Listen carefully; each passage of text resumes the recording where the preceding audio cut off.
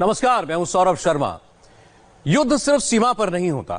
जब युद्ध की स्थिति बनती है तो हर मोर्चे पर देश की सुरक्षा करनी होती है। साइबर स्पेस और डिजिटल वर्ल्ड भी एक ऐसा ही मोर्चा है जहां कोई भी चूक भारत के लिए एक बड़ा खतरा हो सकती है। इसलिए भारत सरकार ने 59 मोबाइल एप्लीकेशंस पर प्रतिबंध लगा दिया। क्या है इस बड़े फैसले की वजह, समझिए इस खास रिपोर्ट से।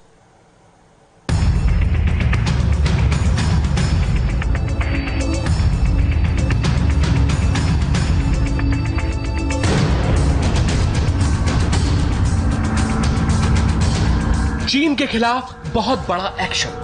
बैन हुए चीन के 59 मोबाइल एप्लीकेशन।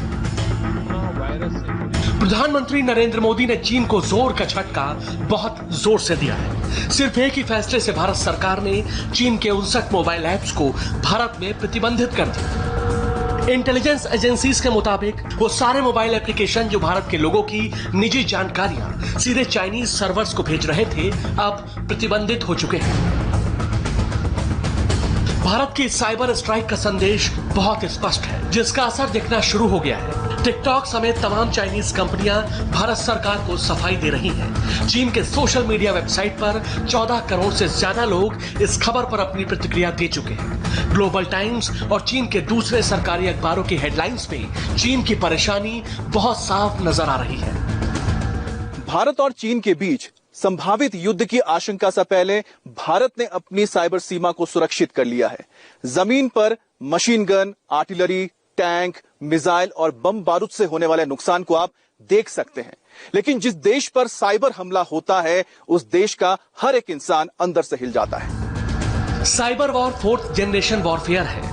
दुश्मन देश साइबर अटैक करके कंप्यूटर, लैपटॉप, मोबाइल मशीनों को हैक करके पूरी व्यवस्था को चौपट कर सकता है। सारे अस्पताल बंद हो सकते हैं, एटीएम काम करना बंद कर सकते हैं, कंप्यूटर से चलने वाली बड़ी बड़ी मशीनें रुक सकती हैं। दुश्मन देश के हमले से रक्षा करने वाले सामरिक दृष्टि से महत्वपूर्ण हथियार तक बेकार हो सकते हैं। भारत सरकार ने इन एप्लीकेशंस को बैन किए जाने के कारण भी बताए हैं। ये मोबाइल एप्लीकेशंस भारत की संप्रभुता, अखंडता के लिए खतरा थे। ये मोबाइल ऐप भारत के सुरक्षा और पूरे सरकारी सिस्टम के खिलाफ थे। इन ऐप से 130 करोड़ भारतीय नागरिकों की प्राइवेसी का हनन हो रहा था। भारत सरकार को लगातार कई सोर्सेस से इस संबंध में शिकायतें मिल रही थी। जून के पहले हफ्ते में ही भारत की एक खुफिया एजेंसी ने एक ऐसी रिपोर्ट सौंपी थी जिसमें 42 चाइनीज मोबाइल एप्लीकेशंस की करतूतों का सारा कच्चा चिट्ठा मौजूद था। भारतीय खुफिया एजेंसियों जैसे रॉ और एनटीआरओ ने बताया था कि ये चाइनीज मोबाइल ऐप्स भारत के खिलाफ साइबर अटैक में इस्तेमाल हो सकते हैं। भारतीय सेना के सभी जवानों और पैरामिलिट्री को यह सख्त हिदायत दी गई थी कि वो फौरन इन सभी मोबाइल एप्लीकेशंस का इस्तेमाल करना बंद कर दें। भारत के सभी सैनिकों से अपील की गई थी कि वो अपने स्मार्टफोन से इन मोबाइल एप्लीकेशंस को फौरन 48 घंटे के अंदर अनइंस्टॉल कर दें। अभी हाल ही में एक वीडियो भी वायरल हुआ था जिसमें लद्दाख की सीमा पर चौकसी के लिए जाने वाले एक जवान ने देश के सभी लोगों से अपील की थी कि वो सभी चाइनीज ऐप्स अपने मोबाइल से डिलीट कर दें। बढ़िया है, आप उधर मस्त रहिए, हम लोग इधर देश के लिए कुछ ना कुछ कर रहे हैं। आप लोग भी उधर थोड़ा सा चाइना के ऐप को डिलीट करो यार, बायकॉट करो उनका और उनके प्रोडक्ट्स को भी बायकॉट करो यार। मतलब कि हम लोग इधर देशभक्ति जगाओ अपने दिल में, हम लोग भी देशभक्त की तरह यहाँ पे हैं। इतनी टफेस्ट प्लेस पे हम लोग ड्यूटीज कर रहे हैं। आप घर में रह के उंगलियों से तो उसको बायकॉट कर सकते हो ना, करो यार, अच्छा लगेगा हमको भी। इन 5 चाइनीज ऐप्स को भारत सरकार के फैसले से सबसे बड़ा झटका लगा है। भारत में शेयरइट के 40 करोड़ यूजर थे, यूसी ब्राउजर के 13 करोड़ यूजर थे, टिकटॉक के 12 करोड़ यूजर थे, कैम स्कैनर के 10 करोड़ यूजर थे और हेलो ऐप के 5 करोड़ यूजर थे। पिछले साल टिकटॉक की तरफ से सुप्रीम कोर्ट को एक जानकारी दी गई थी कि टिकटॉक पर प्रतिबंध से उसे भारत में हर दिन 3.5 करोड़ रुपए का नुकसान हो रहा है। उस समय तक टिकटॉक के सिर्फ 12 करोड़ यूजर थे। इस हिसाब से अनुमान लगाएं तो टिकटॉक सिर्फ भारत से ही हर साल 1200 करोड़ से ज्यादा रुपए कमा रहा था। प्रतिबंध लगाने के बाद टिकटॉक ने ट्वीट में सफाई दी है। टिकटॉक इंडिया की तरफ से कहा गया है कि वो भारतीय कानूनों के तहत डेटा प्राइवेसी और सिक्योरिटी का ध्यान रखते हैं और यूजर्स की जानकारियों को किसी भी विदेशी सरकार या चाइनीज सरकार से साझा नहीं करते हैं। कई साइबर एक्सपर्ट्स ने इस बात को नोटिस किया है कि कुछ मोबाइल एप्लीकेशंस अपने यूजर्स से जरूरत से ज्यादा परमिशंस मांगते हैं और बाद में इन्हीं परमिशंस का इस्तेमाल वो साइबर अटैक के लिए कर सकते हैं।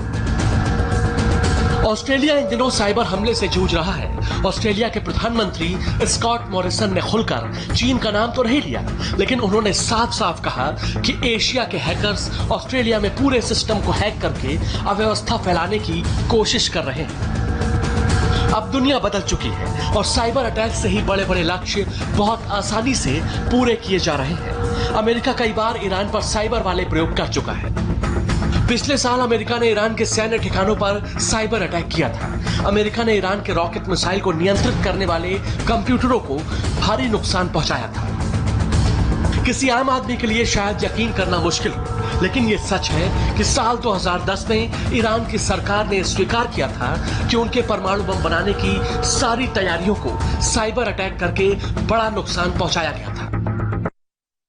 भारतीय सरकार का निर्णय इन तमाम 59 चाइनीज ऐप को बैन करने का एक सही दिशा में सही कदम है। उसका कारण यह है कि आज जो चाइना कर रहा है वो कहीं ना कहीं भारत की प्रभुता, अखंडता या सुरक्षा को प्रभावित करने की कोशिश कर रहा है और इसका मुंह तोड़ जवाब सरकार ने दिया है। सबसे महत्वपूर्ण आघात अगर जो चीन के पास पहुंचेगा वो तब होगा जब ये एप्स जो कॉन्स्टेंटली भारतवासियों का डेटा एकत्रित करके चाइना भेजते रहते हैं वो डेटा स्ट्रीम बंद हो जाएगी या रुक कर आएगी। ग्राहकों को चाहिए कि अपने मोबाइल से सारे चीनी ऐप निकाल दे, क्योंकि अभी आगे चल के इसके अपडेट्स नहीं आएंगे और अगर अपडेट्स नहीं आएंगे तो ये वल्नरेबल हो जाएंगे और वल्नरेबल अगर ये हो जाते हैं तो आपका फोन जो है वो इनसिक्योर हो जाएगा। कोई हैकर आपके मोबाइल के पे ताबा ले सकता है, इसीलिए आपको चाहिए कि आपका फोन आप फैक्ट्री रीसेट कर दें। भारत सरकार के इस फैसले ने पूरे चीन को भी चौंका दिया है। भारत ने 59 चाइनीज ऐप बैन किए। ये हैशटैग चीन में 7वें नंबर पर ट्रेंड हो रहा था। अब तक चीन के 15 करोड़ से ज्यादा लोग इस हैशटैग पर अपनी प्रतिक्रिया दे चुके हैं। एक वीवो यूजर हुओ जिया ने टिप्पणी की है, भारत ने 59 चीनी ऐप्स को बैन कर दिया है, ये आश्चर्यजनक फैसला है। एक और वीवो यूजर एल इंपीरिया ने लिखा है, मुझे समझ में नहीं आता कि हम दूसरे देशों पर क्यों हंसते हैं। भारत दुनिया में दूसरा सबसे अधिक आबादी वाला देश है। भविष्य को नजरअंदाज नहीं किया जा सकता है। ग्लोबल टाइम्स ने भी भारत सरकार के इस फैसले की खींच अपने कार्टून के माध्यम से निकाली है। एक कार्टून के माध्यम से ग्लोबल टाइम्स ने दिखाया है कि भारत इस वक्त चीन से कितना ज्यादा नाराज है। भारत की एकता, अखंडता और सुरक्षा को लेकर सरकार कोई भी समझौता नहीं कर सकती, लेकिन यह फैसला भारत के कई सोशल मीडिया स्टार्स पर बहुत भारी पड़ा है। वो अपने लाखों फॉलोअर्स खो जाने से काफी परेशान और बेचैन हो रहे हैं। मैंने रिसेंटली देखा न्यूज़ चैनल्स पे दैट टिकटॉक बंद हो रहा है एंड ऑलमोस्ट सारे टिकटॉकर्स जितने भी इन्फ्लुएंसर्स है सब वीडियो बना के डाल रहे हैं दैट टिकटॉक बंद हो रहा है। तो यस, मैंने भी देखा वो चीज़, तो मैंने सोचा दैट मैं भी आप लोगों से इंटरेक्ट करूं। तो ये चीज़ मुझे समझ में नहीं आई। अभी मैं ये हैरान हूँ कि लोग है जो मैसेजेस कर रहे हैं दैट हाँ आप टिकटॉक बंद हो रहा है, कैसे हो टिकटॉकर्स। तो what is this? Hey guys what's up. तो जैसे कि आप सब जानते हैं कि अभी इंडियन गवर्नमेंट ने अनाउंस किया है कि उन्होंने चाइनीज एप्स और उसके साथ टिकटॉक बैन किया है। हाँ, मुझे बुरा लग रहा है बट इट्स ओके। उन्होंने जो भी डिसीजन लिया होगा हमारे अच्छे के लिए लिया होगा और मैं इंडियन गवर्नमेंट के फैसले के साथ हूँ और मेरे कंट्री से बढ़कर मेरे लिए कुछ नहीं है। मैं खुश भी हूँ और दुखी भी हूँ। खुश मैं इसलिए हूँ क्योंकि सरकार ने जो भी फैसला किया है हम सबके लिए अच्छा ही किया होगा। आफ्टर ऑल वो देश के हित में सोचती है और हमारे हित में सोचा है उन्होंने।